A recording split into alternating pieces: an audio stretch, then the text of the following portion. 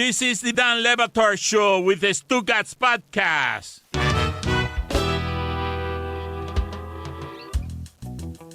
If you want us to stick to format or the way that the show used to be within the corporate confines of ESPN, then this would be the first hour of the national radio show right now, as we've sort of broken through some of the boundaries, no advertising, too much freedom. We will get back at some point here to doing the show as you remember hearing it, instead of just roaming all over the place talking about ourselves and being super, super narcissistic about. I said the other day that I'm talking about this so much because it's consuming my every waking hour, but my every waking hour is every hour because there are no non-waking hours, because we're building a business in real time and we're not that kind of company. So this is the first hour of the national radio show, but it bleeds into what we were just talking about in terms of, if you listen in the order of local hour and Big Suey, I've wanted to get to a legitimate sports story that ESPN would have wanted me to be talking for 2 days about, because that Brady game, even though it wasn't itself magnificent, was theater of the greatest sports kind, with two of these mythological titans at the greatest position in America's most popular sport, being watched like a Super Bowl by America after a pandemic, because we're all hanging on to our youth the way those two guys are hanging on to their youth at a time in America when the country feels sick and our mortality feels more threatened than it ever has been. Here are these two age-old guys, these titans, back to the days of George Blanda and Johnny Unitas, two warrior leaders who ruled the world. The game's rules changed to protect their physical bodies so they could be the stars of a sport where everyone is disposable. Everyone else is disposable, but that position we must protect, the white position. The arguments we have about whether a white quarterback or a black quarterback being shattered in real time by scramblers who redefine the position, whether it's Russell Wilson, Lamar Jackson, or Kyler Murray, or the young guys coming for the old guys, but not yet. Not yet. Not yet, motherfuckers. Not yet. Because at the top of the food chain, Tom Brady, Drew Brees still going to the facility 18 hours a day. Tom Brady doing God knows what to keep his body that way, legal or illegal. God knows what Tom Brady is doing, so that Trevor Price is saying something like, when I tackle Ben Roethlisberger, it's like shards of glass. When I tackle Tom Brady, it's like being absorbed into water. Somehow this mythological God who ages differently than the rest of them, married to a supermodel and the second greatest earner in his house. That guy goes to Tampa, where people go to retire, and he's back in these goddamn games. And he's back in these goddamn games again, the games that matters, the only ones he's played. 19 years in the league, 14 conference championship. He just ended Drew Brees. Whether you think wins are a team sport or not a quarterback stat, like, he just wins forevermore. It doesn't even matter, Stugotz. He doesn't have to win the 2 games that are next. The fact that you're thinking about that he might is the greatest testament to any winner we have known in our lives, Michael Jordan included, because he just did it in a different order. Michael Jordan lost, and then won everything consecutively. Tom Brady has done across 20 years what Michael Jordan did across 10. Before he got to the Bucs, 4-12, 7-9, 4-12, 2-14, 6-10, 5-11, 5-11, 7-9, and now they're a game away from playing in a Super Bowl. It's incredible. The only thing that's changed is Tom Brady. Do you think Aaron Rodgers is sitting there because he finally has home field, Lambeau Field, and he's like, Jesus, man, that guy's got to come waltzing in here? The thing that stunned me the most that I saw this season was Brady kick Rodgers' ass. It's the worst game. They beat him good. I don't know who's going to win this game. Like, I've got rooting interest here. I've been fanboying for Aaron Rodgers. Is the best I've ever seen. But this is the thing about it, Stugotz. The thing I was trying to say before as we talk about this, when you talk about what excellence, how you arrive at excellence at the top of the ecosystem in a survival of the fittest world that is, in the cases of football and basketball, really fights over money in the inner cities. Like, that's what you're watching. And in that, you're watching it in a gladiator sport. And Tom Brady and Drew Brees reside at the top of that frenzy. And Drew Brees is objectively excellent and great at what he does. And here comes the mythological king of our times telling you that it doesn't look difficult for me because I'm beautiful and it's easy for me and I don't age like the rest of you, as Aaron Rodgers, fanboying 10 years on the air at ESPN, me, Stugotz, who doesn't fanboy about anybody because I'm like, good Lord, the craftsman and the sculpting of what that guy has done to the position, best I've ever seen, period, better than Tom Brady, but wins are not a quarterback stat. And Tom Brady, as Aaron Rodgers, best I've ever seen, won championship. That's one. Phillip Rivers. None. Our lifetime. Phillip Rivers plays in another time and is the best quarterback we've ever seen. Played in a time where he plays with Eli Manning, gets a couple bad bounces, is better than Eli Manning, but Phillip Rivers across 20 years, pretty damn great. That draft class had Eli, Ben Roethlisberger, and Phillip Rivers. He might be better than both of those guys, Phillip Rivers. Think about that, and those guys have the rings. At one point, Phillip Rivers was a young spark plug coming for Tom Brady's stuff. Okay, so now please, because this is what I'm telling you in terms of these moments that really come up and make sports feel good, because it actually does feel like it's tied into the fabric of what's happening in America and can't be separated, no matter your politics, no matter how much you try to keep politics out of sports and sports out of politics. The reason that was fascinating as a mythological story, Stugotz, because you're seeing what I'm about to tell you, which is Phillip Rivers, objectively great, just retired, a quarterback for our times, like a quarterback families will remember because they cheered for that guy. And he was great. 0 championships and really rarely got even close to where Tom Brady has been 14 of 19 years. But hold on, lest you think that resume list is not enough. Aaron Rodgers, 1 championship. Phillip Rivers, no championships. He just ended the dude who has all the compiling stats in the sport, and that dude, because of an onside kick that has made Sean Payton a coach for 10 years who gets to be a genius. 1 between the 3 of those quarterbacks. The 3 of those quarterbacks. The quarterbacks in our lifetime, of our lifetime. 2 total championships. And here's Tom Brady, a mother bleeping again with Rivers, yeah, you're retired. Get out of here. Whippersnapper who came for my stuff. Breeze, I retired you too. And now I'm coming for Rodgers and Mahomes. Breeze, Rodgers, and Manning, if you want to throw Peyton in there as a quarterback of our lifetime, 4 Super Bowls. Brady has 6. I mean, it's absurd. He has gotten more lottery tickets than anybody else. That, to me, is his legacy, because in one-game samples, anything can happen. We've even seen Tom Brady lose to Nick Foles in a one-game sample in the most important game. The fact that Aaron Rodgers has only been to 1 of those, he's only had 1 lottery ticket. Drew Brees has only been to 1 of those. He played in the same conference. As bummed as I am, Sunday's going to be exciting. We finally get to see Brady versus Rodgers, an important playoff game. I always wanted to see that in the Super Bowl with prime Brady, prime Rodgers. I'll take this, but he played in a conference with prime Peyton Manning. Peyton Manning only made it to 3 Super Bowls. It's crazy. Only made it to 3. It's insane. What I love about this weekend so much is you have that matchup over there and then 2 young guns on the other side. And maybe the greatest ever. But Stugotz, listen, when you talk about greatest ever, I just want people to allow it to marinate in terms of what kind of greatness you're watching. Because we talk about Brady so much, and I don't feel like we talk about this part of it enough. Because, again, Stugotz, he makes it look so easy. In our town, Chris, your father can speak to this. Dan Marino was Mahomes in Miami once upon a time. Dan Marino was what Mahomes we all assume will be with, he's going to be there for 10 years, right? For 10 years, he's going to be playing for the championship. Every year, I thought. Dan Marino, as, their chief rival was the Bills, and the Bills, it's taken them 17 years to get up. It's taken the Miami Dolphins 20 years to get up from the time that they had these great quarterbacks. Dan Marino went to 1. He went to 1. The stories famously in Miami are of him taking a tuxedo out of that last Super Bowl loss to Joe Montana, who was Tom Brady before Tom Brady. Joe Montana was the king slayer of all these young bucks back then.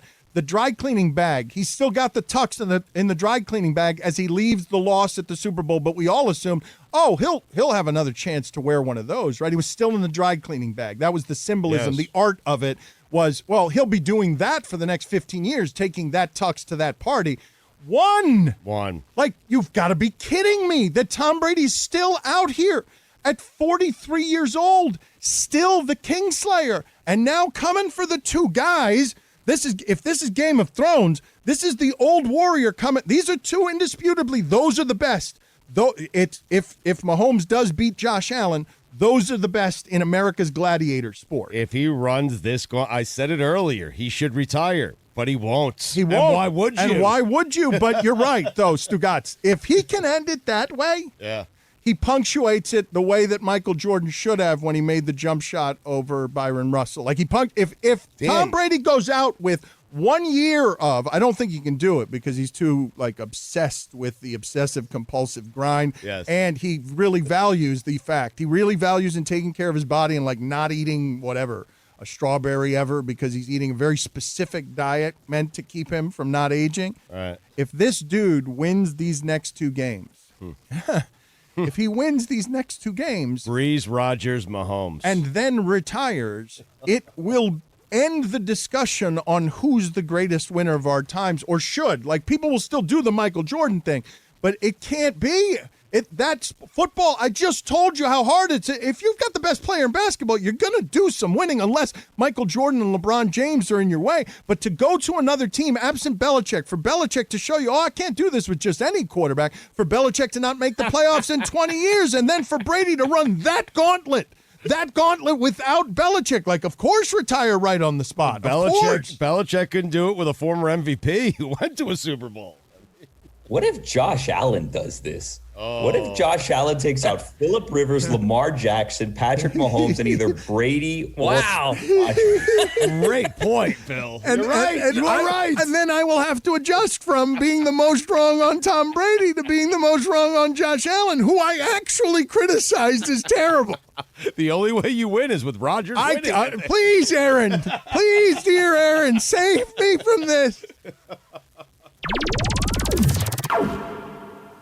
I'm surprised it has not come up yet that J-Lo in the middle of Inauguration shouted, "Let's get loud." I saw that I honestly didn't see her performance. When I saw that on Twitter, I was like, that has to be a joke, right? That's just a J-Lo joke people are making. I couldn't believe it. I nearly fell out of my chair. Can you recreate it for me? I didn't see it. She's in the middle of singing. What was it? So she goes, I can't even remember. It's in the middle of the line. Shed is grace on thee, and then she stops. Let's get loud. And I'm like, what?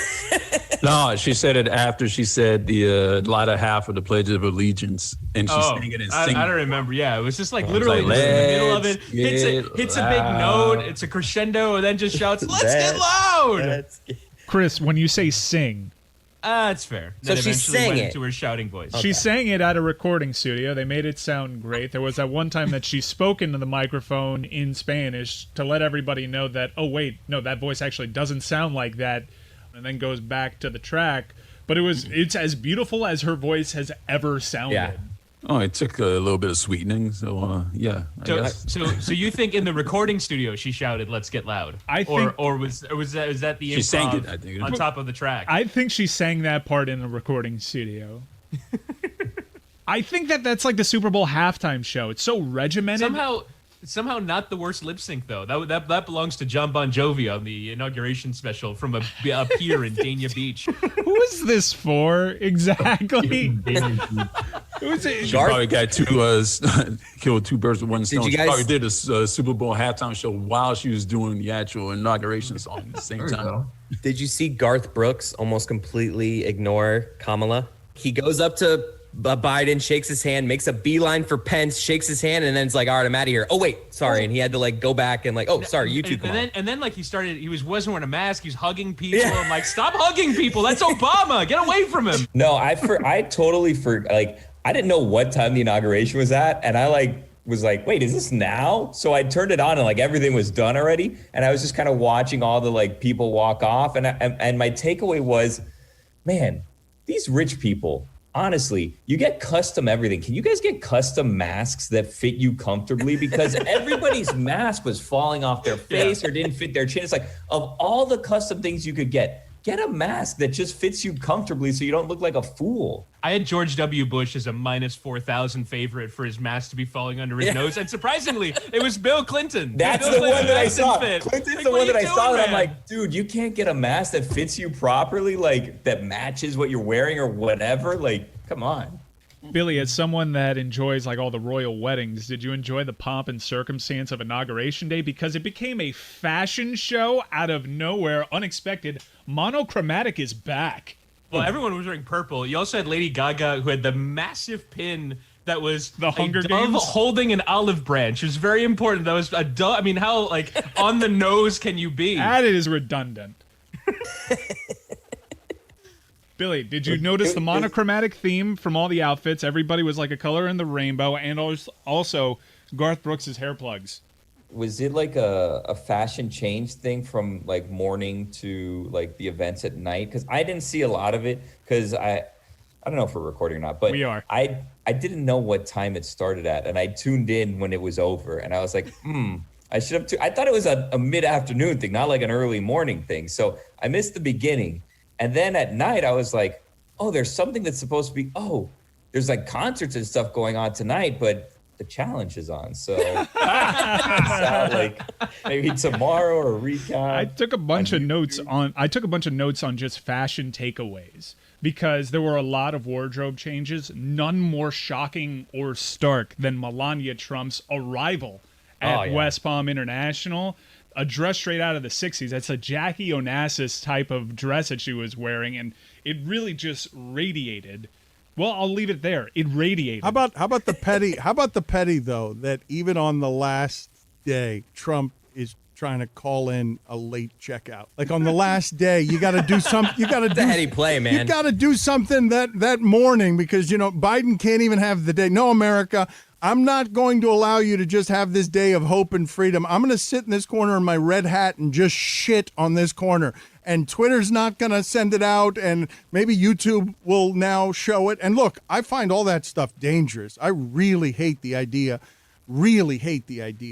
of corporations shutting down any kind of speech like that, even as I understand the difficult decision. You can't allow a guy like that to incite violence. And when you read some more of the details on what that Nazi oath party was, when you read the details of some of the militia people that could have done some real damage to government, to power, to democracy, to freedom, incited by the racist orange turd. Like, it was a good, feel-good day yesterday for America, and he couldn't even let us have that. He was over there shitting on the carpet in the corner. How about Tom Hanks not wearing a coat, though? I was going to say, but what did we think of Melania's dress? Back to that for a moment. Did we like it? Did it make a statement? It made a statement. Is it going to make the what's the museum that has all the dresses of the first ladies? What an exhibit, huh? Have you guys seen that one? I have been to that. Where did I see that? I think it is, it can't be, I'll get back to you on this.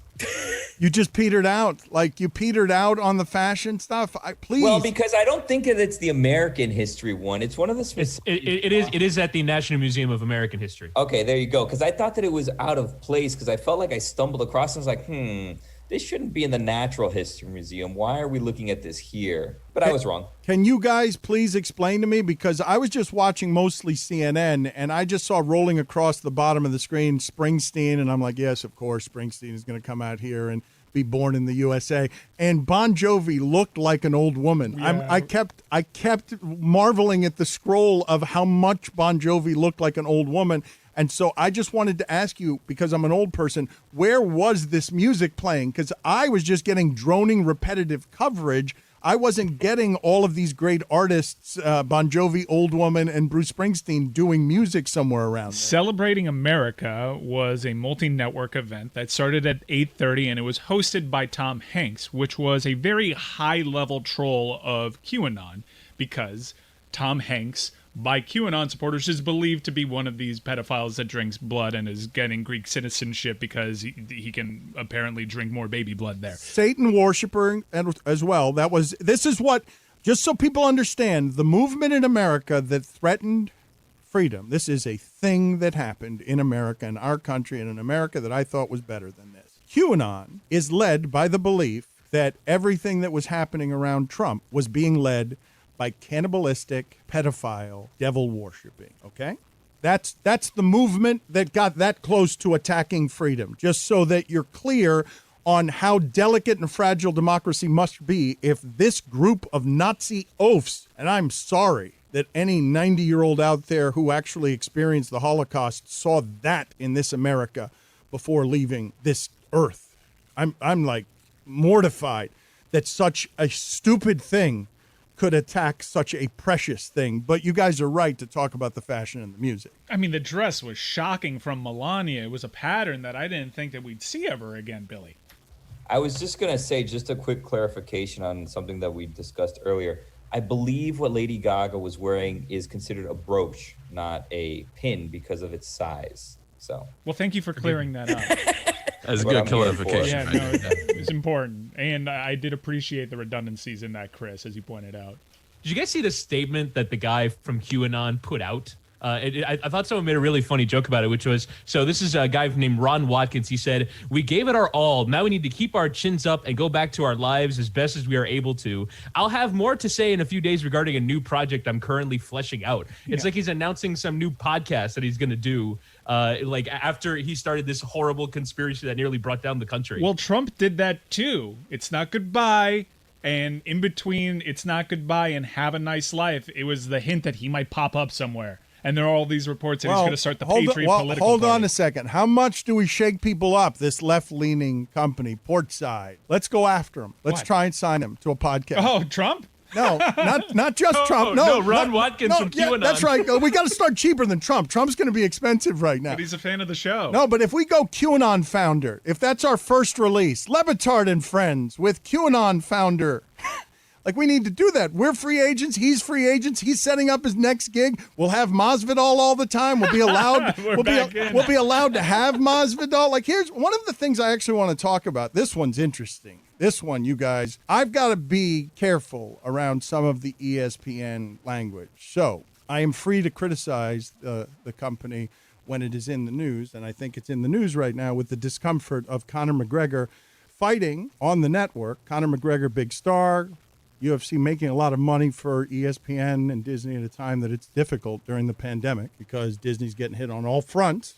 Cruise ships, entertainment, layoffs. Like, you've got all of them, right? The parks, everything is shaking at a company that has been, one of America's sturdiest for as long as any of us can remember, and had to get in bed with the UFC to make some money on the side with rights fees during a pandemic. And Dana White took a victory lap over a whole bunch of, that bully, Dana White, took a victory lap over a whole bunch of MMA journalists and writers because, see, I showed you it could be done. A guy who was speaking at the Republican National Convention. So, given everything that's happened with us and just some of the discomforts in general about trying to do journalism when there are conflicts, and how can there not be conflicts when you're in business with UFC but also need to report on UFC, and ESPN has always been a journalistic arm, even though it's not supposed to necessarily be a journalistic arm. It's just an entertainment company that has a journalistic arm. But sometimes, and you will hear this in South Beach sessions with concussions in the NFL, where John Skipper,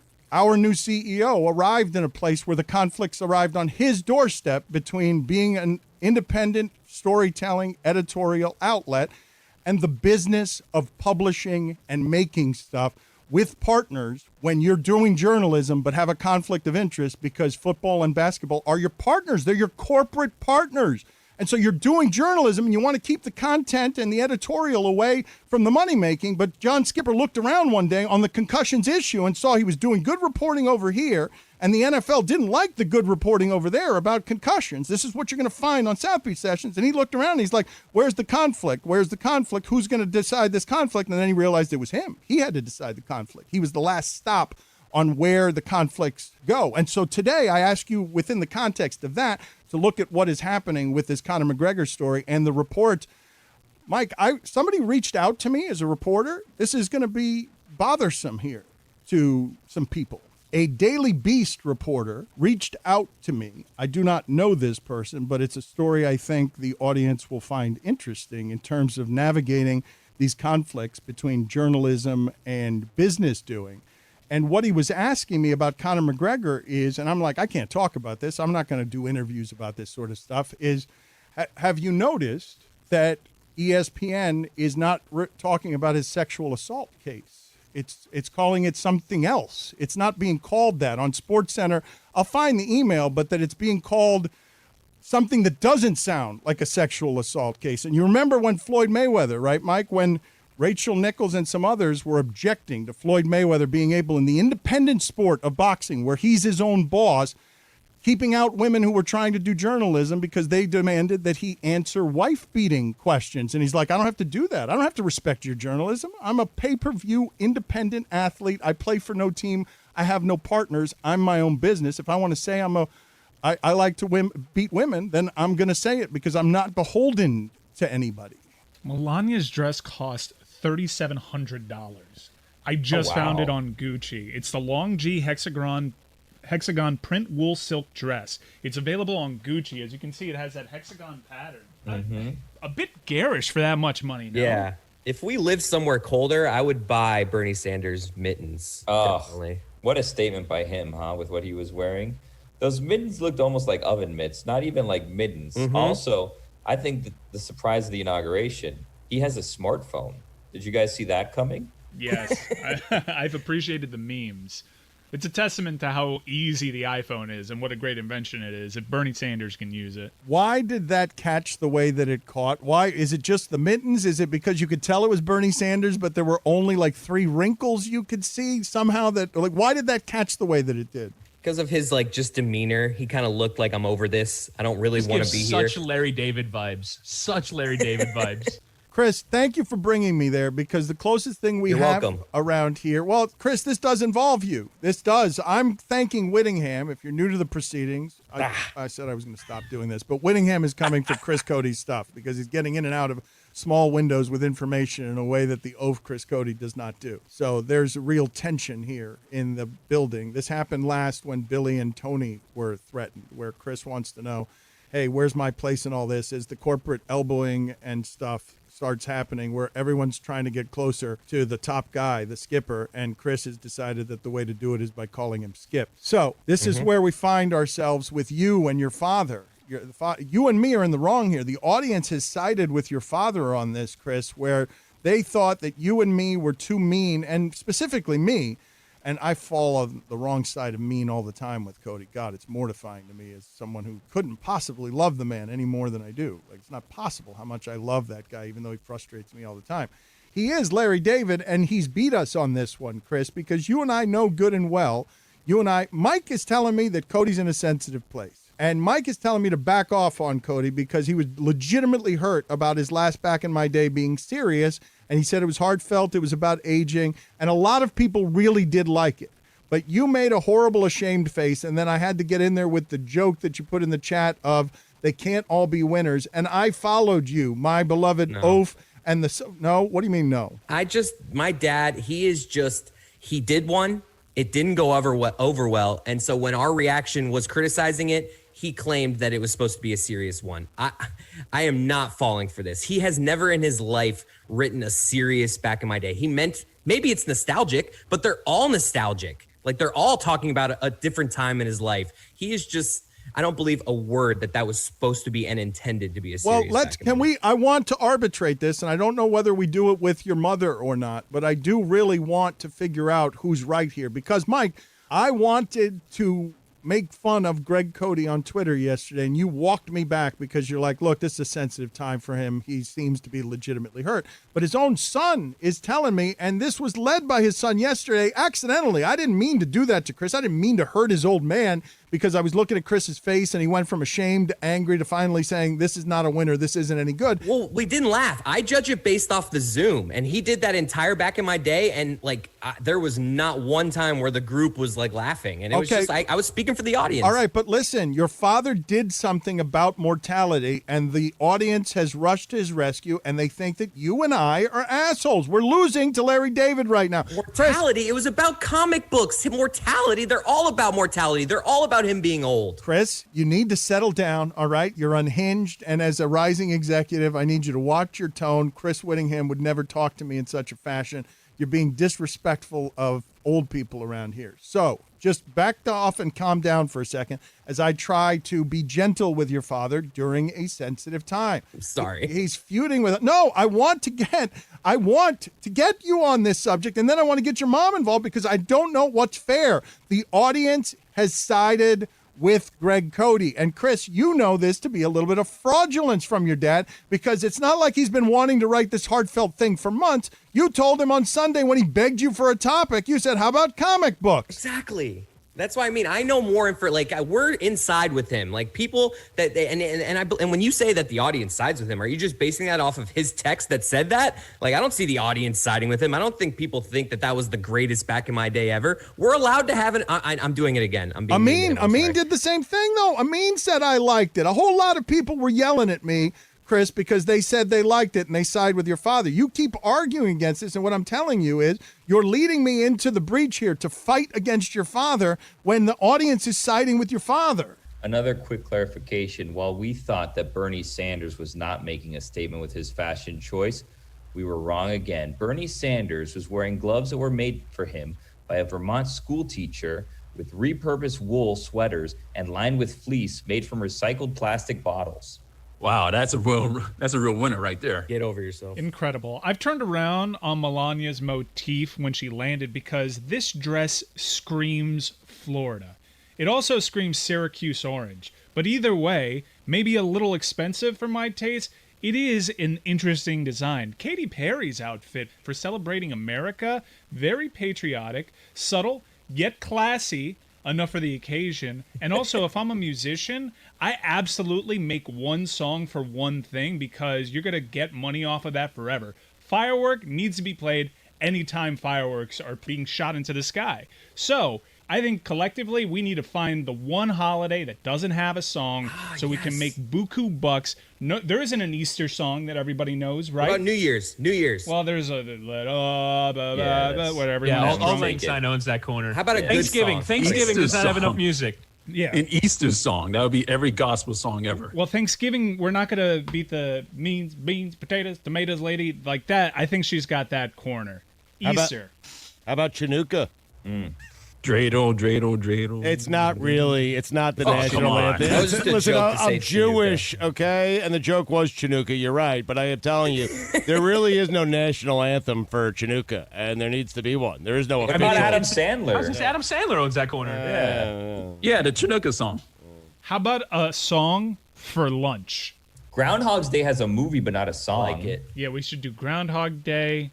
Mike, why do you continue at every turn as we get away from ESPN and you try to rise in this business? Why do you keep foisting upon this show some form of what's for lunch? Might come back. You never know. I'm working on it. No. Let's not. Can we wait a minute? Can we make some decisions around here out loud in front of people? You said I'm in charge of sales, man. No. Look, man, this has been a fight around here for too long. Like, please tell me that we're not moving so fast that we're not going to fall right back into the advertising trap of just doing live spots again. Dan, it's my job as executive producer of this show to be forward-thinking. Now, look, it's not my fault you decided to leave ESPN 3 years It's and Chris's 11 months. fault. It's Chris's fault. Either way, you left 3 years and 11 months too late to enjoy the content fountain that was the Trump presidency. Now that he's out, a lot of people are going to have to reshape themselves, including you.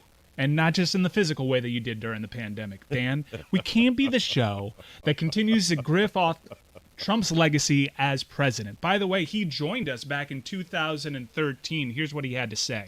On that note, can you fire my co-host on your way out the door, Stugotz? I know everyone requests this of you everywhere you go. Just fire Stugotz. Tell him he's fired. Well, Stugotz, you are absolutely fired. You don't have it. There's no question about it. As a team, you're phenomenal, but individually, you're fired. Thank you, Donald. Good talking to you. Fellas, Thank you it was for a lot making of fun. time You have a for great us. show, too, and I really like it. Thank you, sir. Don. Have fun. Don. A lot changed, man, in 4 years. What happened? I believed him too. What happened? What he charmed us with just a couple of bullshit lies, and next thing you know, we want the content of Donald Trump, and America's on fire, freedom is under siege, and racism is burning. Mike, right before he fired me, didn't he announce his candidacy on the show? I mean, I felt like he did. I think Dan was like, "You gotta run." Pablo run. asked him, "Oh, please tell me there's no sound of that anywhere." Yeah, it was your fault, it'd be Dan. so fun. You'd No. be Thanks, so Dan. great. No, It'd be so tell me tremendous. that's not what happened. Oh God! Dan. Oh dear God! Thank No! you. No! Thank you. This is Thank no! This really turned. BTW, if you want to copy Bernie's look, you could get his Burton Edgecombe jacket for $132.96. Oh, wow, that's a steal. Bargain. This is the Dan Le Batard Show with the Stugotz podcast. So, Stugotz, over the last 4 years, as what you've felt happening in this country, even before it became pandemic and race stuff in the streets in a way that was hugely uncomfortable, and has shown you a side of America that I do believe that even as black people are looking at it and being like, well, that's the chickens coming home to roost on all the stuff you guys have always done to us to minimize minorities or to make us the others. And that's kind of your problem. And when I say chickens coming home to roost, I'm talking about Malcolm X after JFK was shot saying, and this is what happens when you oppress black people or minorities or make them the other. So the last 4 years have been enormously divisive by any standard and super heartbreaking and disappointing because our country was revealed to be, no matter how cynical you are, a little bit uglier than we thought it was. And so a mediocre old politician emerges and America votes for him. Just make us decent again. It's not about making America great again. It's, hey, Joe Biden, can you just make us fundamentally decent again so that we can stop making all this stuff like race and division about politics and just be it like the thing. Joe Biden just won the election with more votes than a president has ever gotten because America simply voted for, oh, he's a nice man. Yep. Like, just be a nice man who doesn't embarrass us. It doesn't matter that you're almost 80 and we're scared. We're just trying to get you that we're in such a perilous place that I'm assuming a lot of people are watching yesterday saying, man, I hope nobody shoots this guy or there's not an explosion in this party where there are costumes and everybody. We're safe, right? Like, I think that part of the feeling that came out of yesterday was relief combined with, okay, we're safe now and we're not safe. There's a civil war, and I imagine there's going to be domestic terror that results from this in the pockets. I don't think QAnon is just going to walk away, or the alt-right or the armed are just going to walk away on their racism. Like, they're one of the people who stormed the Capitol is reported, as we're getting some of these details, is he's a former military guy, fought on behalf of this country and is now just racist, like just believes that white power should be protected. And that was the fringes that were sort of making their way into the corridors of freedom. They had to remove several of the National Guard that were a part of this inauguration ceremony because of right-wing militia ties. We voted for normalcy, stability, to be represented the right way, to be represented in a way that's classy. And you saw it yesterday where you had a guy that wasn't talking about the size of the crowd at his inauguration. He didn't care about that. He was signing documents to reverse things that he thought we got right to work is what he did. Well, and so I want to talk about the messaging of yesterday and how the media brought it to you and how much we're rah-rah hoping, because I will tell you, one of the places that I saw journalism crumble was after 9/11. We all got so scared of what it is that we had seen that even journalists who are our credible anchors in the middle of news were like, yeah, let's fight. Let's go to war. Who do we need to go to war against? And objectivity was thrown aside as we wrapped ourselves in the flag and patriotism and fear, and we were America, America, America in a way that swallowed like journalism credibility, because there was a rooting for war. And if you watch like the movie Vice on how war was turned into a business there on the bodies of human beings, because we're fighting all over the world with big giant defense contracts. And just watch the movie Vice as a comedy and a documentary to learn like how it is that we profited off of that war, to go from there 20 years ago to now yesterday feeling the way that did, because think about what Rudy Giuliani was after 9/11, because we were all just looking for a leader. We were afraid, and he became just the best of us. in a way that I really thought from there, Boog still makes fun of me about this, that Giuliani could have been president from there because of how much he soothed us there. We took a moment of hope in sports, and George Bush throwing out a first pitch, didn't matter that we were going to war someplace, in a place that wasn't actually responsible for what had just happened in 9/11. George Bush threw out a first pitch, and the country felt nice and warm, and we felt a little bit safer again. Yes, America's resiliency. Yesterday was a lifelong mediocre politician who's simply a nice man, not an asshole, running on a platform of I'm not an asshole. America voted for that and got to celebrate itself and feel good about it in costumes and at a party.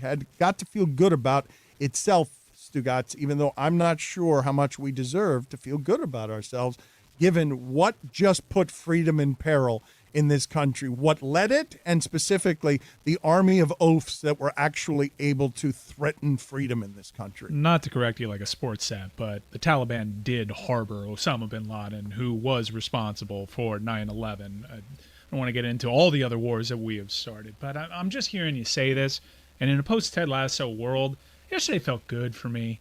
When I saw that guy say, have a nice life, and hop into what was Air Force One at the start of it, but not by the end of the flight, I was just so happy that I didn't have to worry about it until he, popped back up because there was that threat. But do we have to do this? Yeah, I really feel like I voted for a return to normalcy. And I really don't want to relive the horror of the last 4 years and continue to create content as if we're still living in that. Yesterday was a truly hopeful day for me, and just hearing you talk about. But I'm the urinator. I don't want to deal with this. But I'm the urinator. No, but what's funny is later. What's funny is the bar set so low that just being normal felt great for a second. It feels fantastic. Yeah. I just got out of it, man. Quit trying to drag me back in. And you guys are so right about this, but do you understand my conundrum? Finally freed from the corporate shackles, trying to talk about something I've wanted to talk about for so long. Denied the ability for 4 years to make jokes about the drinking of bleach to run off a virus. I don't know why he's not a good leader. It's not the taxes, and it's not that he can barely read, or the fact that he's Donnie 2 times. He repeats everything 2 times because that's his verbal crutch. And he thinks the answer to any problem is, you know what this needs? More Trump. More orange Trump. Bleach. That I was denied the ability to have that fun there, but I think Mike is right. This is a new dawn. We need to let go of previous bitternesses. I was not able to talk freely. This fat metal-lark was not able to sing and fly at the same time on the subject of Donald Trump, and now it is here. And I have these. I'm asking for a late checkout. Wait a minute, just give me the content fountain that he is. Please give me the content fountain right up until the very end. And Mike is saying, nope. This is now the demarcation on hope. Right here, 1:00. America is going to get to celebrate watching this old guy walk successfully to his new house. That's what we did yesterday.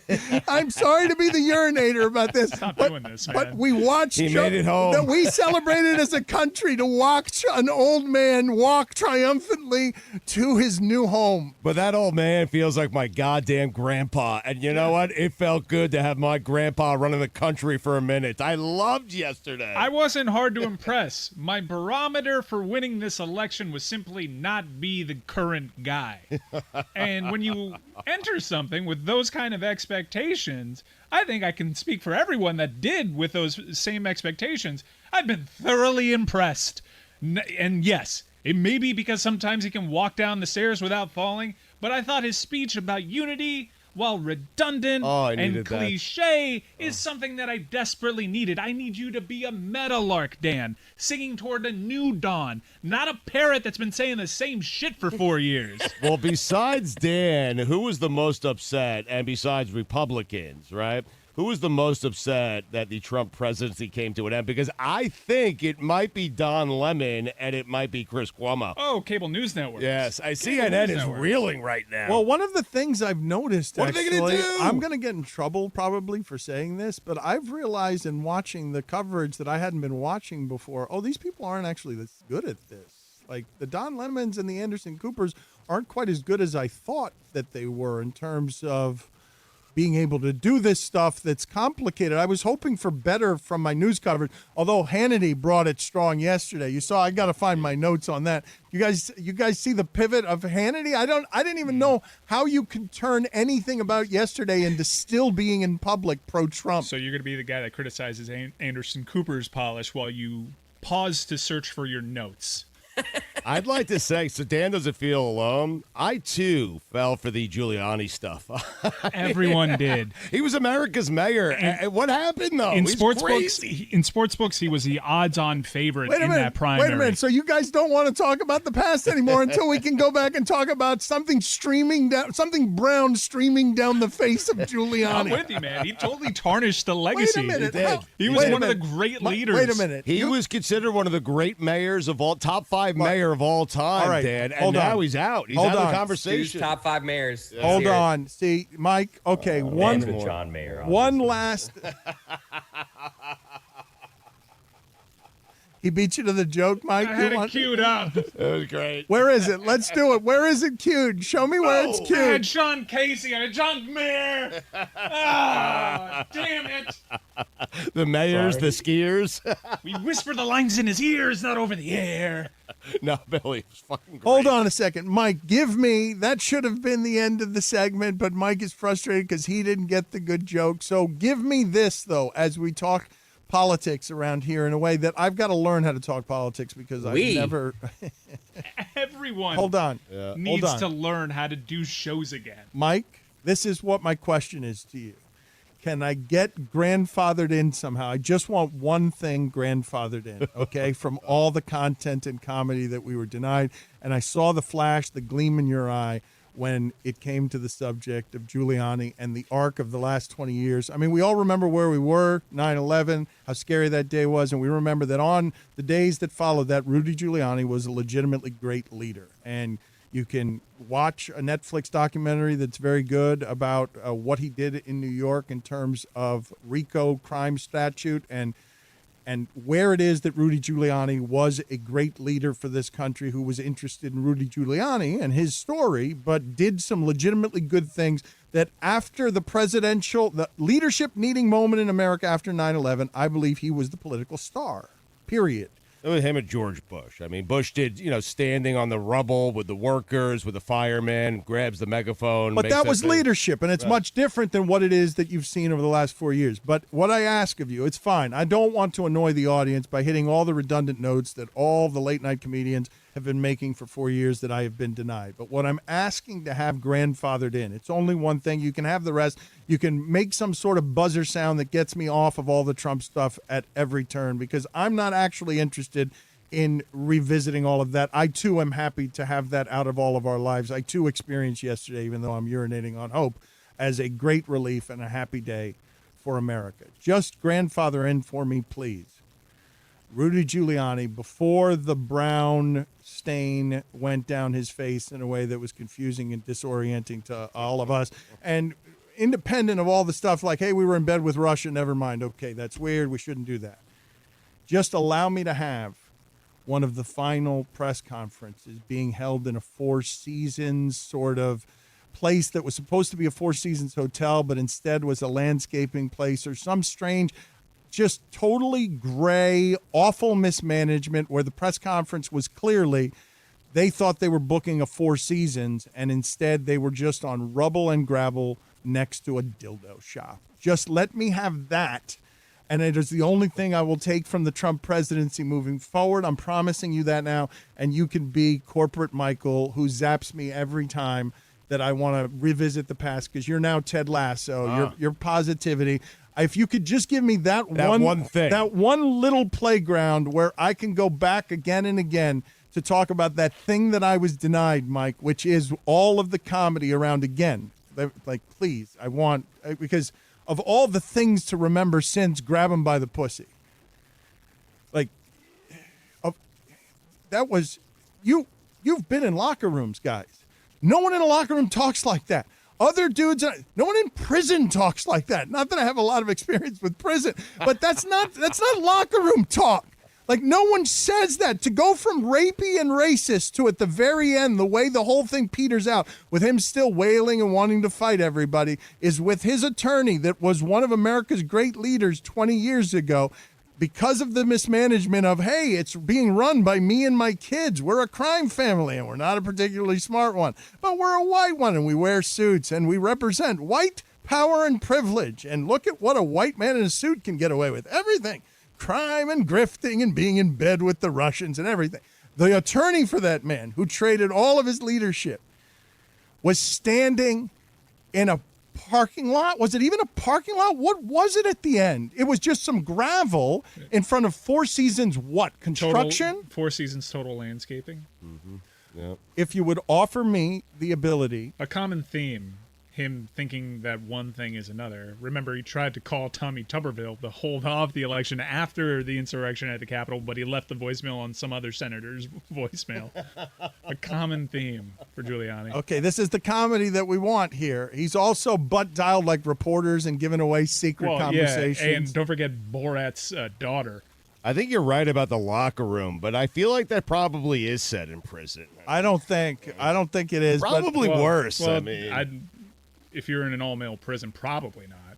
Yeah. And the point was, it was dismissed at the start of the tenure as we were chummy with him, a little too chummy with him. And what I'm asking you, Mike, if you give me the content farm, is I want to go back to our very original days, Mike. And I don't know how dangerous this is, but we have our whole library. You mean way now. back in 2008 when you interviewed Donald Trump Jr.?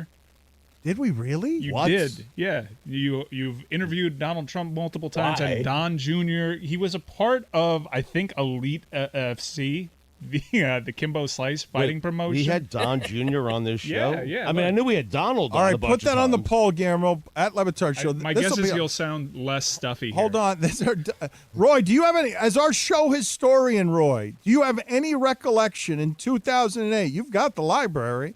Do you have any recollection of, in 2008, Donald Trump Jr. being on the show with us? I must have tried to forget that because I do not remember. Okay, none of us remember that. Now, Mike, should we empty that file? Are we gonna? This isn't even what I was talking about. Mike, I wanted to go so far back into our library. Stugotz is gonna laugh at this. Mike, you were probably an intern. In 2008? No, this might be before Mike Ryan. Stugotz, do you remember? Because we were next to a sex shop. Okay, do you remember we Pleasure sent Emporium. the Pleasure Emporium, Yes, right? yeah, of where we were right next to it in terms of our business was one place. And I then, was a listener then. okay, so hold on a second. Please tell me we have somewhere in our library I'll look. sending over that kid. I don't remember his name. It was Andy King, I No, believe. it was not Andy King. It was somebody who was interning for Andy King. We sent him over, I think, with a ball gag or something. We sent him over. Anyways, if you give We me sent this, him over to purchase a ball gag, I believe. no, and to describe. Why would we have a ball gag to send over there? No, it's not. I think no, it had to be to purchase a ball gag because, of course, I think we wanted to hear him talk to the guy at the front and just sort of walk through the Pleasure Emporium with him. Roy, do I have this wrong? Well, you must have sent two people because I went to the Pleasure Emporium, but I didn't get a ball gag for you. Yeah. Why did And you didn't send him What were either. you going for? Yeah. for fun? What was Roy, I think? Yeah. I think that's what it was. Where in the world was Roy? The first edition, I think, is we sent you to the Pleasure Emporium, and then you got a couple of things that Dan asked you for back channeling. Mike, can you please just put in the library the search phrase Pleasure Emporium? I did. No results. Nothing comes up on I'm going to Pleasure. search sex shop.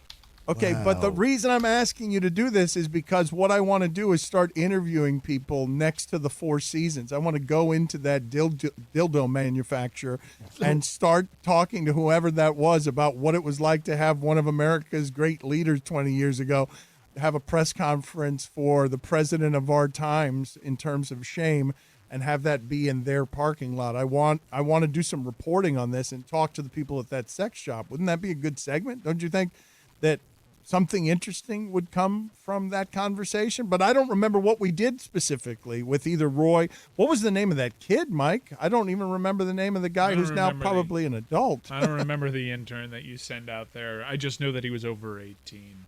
I'm gonna ask someone who probably knows real quick here. just to try to get the name for us. I mean, because I'm dying to know who it was. Well, we want the payoff. Would you like to hear a chunk of your 2008 interview with Donald Trump? I'm not Jr.? sure I want to hear that, but go ahead. Now we're in this mess together, so go ahead. Everybody wants to see him fight in UFC. I mean, you're with this Affliction band main event. Well, first of all, how did you get involved with MMA? Aren't you supposed to be in real estate? Isn't that how that works in the Trump thing? We dabble in a little bit of everything, but it's one of those things we've been following it since the very early things. When I spent time with my father as a kid, it was in Atlantic City, going to the boxing matches and stuff like that. And it's really, the evolution of the sport of boxing. And so we've been into it for a very long time. And when we had the opportunity, we've done some other business with some of the guys from Affliction. Definitely Don Jr. I feel shame now and feel the need to publicly apologize for what is clearly a left-leaning hypocrisy. When it was good for my business, in business, with whatever elite boxing steward is we were promoting there, we got in bed with Donald Trump Jr. How did he get on the air? Was this a Stugotz joint? Who were we selling our soul to for that person to come on and have me do an interview that is clearly disguised as an infomercial? Apparently Affliction T-shirts. How did that happen to me? Is it because the producer was over at the Pleasure Emporium buying a ball gag? Is that how did that guy get foisted upon our show without any of our producers telling me, hey, this might end calamitously in 13 years with race wars and freedom under siege? And you're talking to him before all the stuff that makes his chin jut out and makes him grind his teeth. In 2008, our show was all about minor league fight promotions that would air on Showtime. It was a weird time for us. I put a few feelers out there to try to find, because I am not going to be able to go on with my day until I remember this person's I want to name. go into the way back library and see if we can find Roy. See if you can find that for the next show that we do, because I want to revisit the very early days of our radio show to see if we can find somewhere, anywhere, this that we're talking about. This would probably be one of the first things that we did, Stugotz, that was a little rebellious for sports radio. Perhaps. The people I'm asking, though, because we're doing the show as I'm texting, I'm not really, what I'm sending them via text is Pleasure Emporium, ball gag. Oh, no. Intern. Oh, no. Wait a minute. Mike, the show's moving too fast. I think that can't be. We don't have a human resources department. What did Stugotz just do? Did we just have a human resources violation because Stugotz is now texting people what again with no context because you're in a hurry? I think I just told Andy King to meet me at the Pleasure Emporium after the show to get a ball gag. Unfortunately, I think I can say with certainty that we don't have sound of this, because it wasn't exactly a sound that we would replay. This is the first time I've ever searched sex shop and Pleasure Emporium, which is a bit of an upset. Yeah. I don't think we have this audio since it's not one of those iconic moments. There's only two people to go to. It was Mark Hochman and Andy King. I've gone to Mark Hochman. His response was Andy King. No, there was a guy with black hair. He was tall. He was statuesque. He was Billy before Billy. Yes, Chris. I'm just jealous. All I got to do as an intern is go to Pollo Tropical. Was it Jason Spain? Oh, my God. He might be right. I think Jason Spain is the right one. Wow. He was CBS 4 now. Yeah, because Jason Spain was there. It might have been Ryan Bass. Wow, our internship program was actually pretty good. By accident? Yeah, Josh Appel is calling some of the biggest games over the radio. Whittingham has now gone totally backward in his career and is just... backward all-started. Whittingham was the all-star of all all-stars from our sports media intern past. Whittingham's the one who most reminded me of me. Him and Ryan Cortez, where I was like... Good Lord, these guys are way ahead of the game early in their teams. Yeah, Chris spoke like you spoke, like you, some of the same, and I can't speak that way. Cortez, we learned, is more like me than you, though. Well, I just love those guys having come up through our system and the idea that Whittingham is now with us to bail us out on the pirate ship. That's one of those Amin hires. Wait, we can't hire. We don't hire. We don't have any money. We don't have anything we can do. I don't have infrastructure. What are you doing? And he's like, no, I want to help, man. I want to help. And we are drowning right now. Mike, what can you tell people about the release schedule for the rest of the week here? Because we're not going to be on tomorrow, and it's very hard given everything we've got going on. And I don't know what's going on with Stugotz, but just know that he's toughing it out through this, and that you've been therapy for Stugotz here, because coming in here and laughing for a couple of hours of every day has been something. He's smiling, which is good because Stugotz is hurting a little bit. And despite Stugotz having stuff going on in his personal life, he will still give you, the Le Batard Show universe, a Stupidity episode that'll drop tomorrow. Many of you probably miss Weekend Observations. Well, don't fret. Weekend Observations will make its first ever appearance on Stupidity. The whole bit, even Dan there to react, because the whole bit is Dan, so we need Dan to stick around. We will put that on Stupidity, you're right. I also have Chris Sims joining me on Stupidity, and next week, the new New York Jets head coach, who will no longer be their head coach in 1.5 to 2 years. Rob Saleh, the first ever Muslim head coach in the NFL. Handsome devil. But you said handsome as shit. Handsome as shit, Rob Saleh. People are saying Mike Marchant is the person we No, sent. Mike Marchant was short and square. That's a good guess because of black hair. But no, this was... I think Roy got it right, but we're going to have to hunt this person down and find out. I'd like to interview that person. It doesn't have to be here. Maybe it can be on a mystery crate because we're making a bunch of stuff in a bunch of different places. But what I want to tell you is if you need a fix of what it is that we're doing tomorrow, these South Beach sessions with John Skipper, we're doing this way purposefully, trying to make sure that you understand that you're on this trip with us and you're building this company with us. You're going to hear it being built. And one of the things that I thought it was important to do is introduce the audience to our new CEO, the guy who is going to basically be building the business stuff because we are simply not equipped. We can make stuff, but a business is not a stuff we make. It's just not the thing that we do around here. So I want the audience to get to know John Skipper over several episodes. And the second one I think is even better than the first in terms of telling you what this is going to be and what's upcoming for us, and with a little bit sprinkled in of who is this man who's trying to build it for us. It is. We're actually going to put part 2 in the main radio show feed too, because we feel that good about part 2. Part 1 is already in your feed. Go check that out. It's definitely good. The audio quality on part 1 is actually spectacular. It's a bit different from part 2. Part 2 will be in our main show feed, but please subscribe to South Beach Sessions, Le Batard and Friends Network, Stupidity, because there's stuff to look forward to there, and Mystery Crate, which is Dan's first interview post leaving ESPN. Dan sits down with Mark, formerly of Reddit, and answers fans' questions, and that'll be this week's episode of Mystery Crate. All right, that's awesome. On Stupidity, great point by Chris Whittingham. It is not the Weekend Observations crew. I can't do that. That would not be good, okay? I signed paper. I cannot have Mike Golick Jr. on, okay? It is the actual Weekend Observations that I do on Monday that I will do on a Thursday that will be released on a Friday headed into this weekend. A full week after the observations. That was not Whittingham that gave you that note, Stugotz. You're right. All right. And this is one of the things that's happening here with Chris Cody, BSPN. Something is happening here where he's threatened by Whittingham because he's just realized, wait a minute, I'm a product of nepotism. Whittingham's been around here since he was 14 years old and is a robot grooming for this position all his life. And his career has totally failed backward because now he's underneath Chris Cody on the pecking order. I'm in the Stugotz lane. Whittingham can take that Le Batard lane. It's an easier lane. Much more fun. All right. You finally learned. All of which is to say, okay? All of which is to say, everything is moving real fast around here. We are totally careening out of control. It is a great deal of fun. It is a little too free. We're going to figure out the business elements of this, and we're going to figure out how to get back to giving you this radio show exactly as it is that it feels the best to you, even though we're a little scattered right now, and we could use some rules and some lack of freedom, but don't even have time for that right now. So it's a no on what's for lunch? I just want to be clear. I don't know. I don't want to do that kind of advertising anymore. Stugotz continues to scheme in the shadows, trying to get us money from everywhere. You don't have any other person doing it. Yes, so. that is correct.